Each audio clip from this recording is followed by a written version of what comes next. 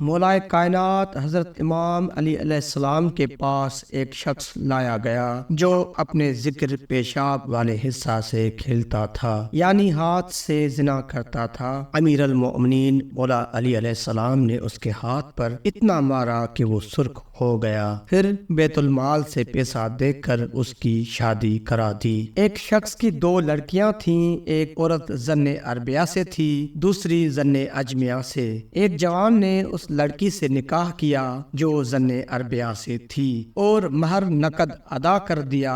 جب سہاگ رات کو مکان میں داخل ہوا اور ہم بستر ہو چکا تو بعد میں پتا چلا کہ اس کے ساتھ دھوکہ کیا گیا ہے۔ یہ مقدمہ معاویہ کے سامنے پیش ہوا تو وہ حیران ہوا کہ اس کا کیا فیصلہ کرے۔ ناچار ہو کر بولا کہ کوفہ جاؤ، اس کا فیصلہ مولا علی ابن ابی طالب ہی کر سکتے ہیں۔ جب یہ لوگ امیر المومنین مولا علی علیہ السلام کی خدمت میں پہنچے تو امام علی علیہ السلام نے فرمایا، لڑکی کا باپ اپنی اس لڑکی کو جو زن عربیہ سے ہے اتنے جہیز کے ساتھ رخصت کرے کہ جتنا داماد نے مہر ادا کیا ہے، اور جوان اپنی موجودہ بیوی کو ترک کر دے یہاں تک کہ عدت کے ایام گزر جائیں، پھر دوسری کو بیاہ کر نہ لائے۔ اس کے بعد لڑکی کے باپ کو اس عمل کے مرتکب ہونے کے بدلے میں حد لگائی جائے گی۔ ایک شخص خلیفہ اول کے پاس ایک دوسرے شخص کو لے آیا اور اس کی شکایت کی کہ